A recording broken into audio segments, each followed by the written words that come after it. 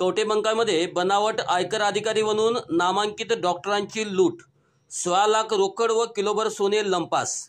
कवठेमंकाळ तालुका जत या ठिकाणी धक्कादायक घटना घडली आहे। येथील सुप्रसिद्ध डॉक्टर जगन्नाथ मेत्रे यांच्या घरी 4 अनोळखी इसमांनी स्वतःला आयकर अधिकारी म्हणून ओळख दिली। त्यांनी ओळखपत्र दाखवत घरात प्रवेश केला आणि सर्च वॉरंट दाखवून झाडाझडती घेण्यास सुरुवात केली। या कारवाईच्या आड तब्बल 16 लाख रुपयाची रोकड व अंदाजे किलोभर सोन्याचे दागिने घेऊन ते पसार झाले। अचानक झालेल्या या घटनेमुळे परिसरात एकच खळबळ उडाली आहे।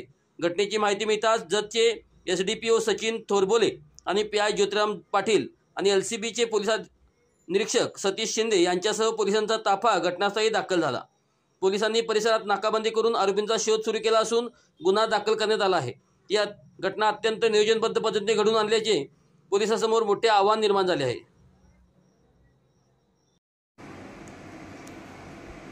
काल रात्री संध्याकाळी सुमारे 11 वाजता एका संशयित गाडीमध्ये 3 इसम आणि एक महिला डॉक्टर मेत्रे यांच्या दवाखान्यात व घरी येऊन आपण आयकर अधिकारी असल्याचे सांगून त्यांच्याकडून काही रक्कम आणि सोन्याचे दागिने घेऊन गेलेले आहेत।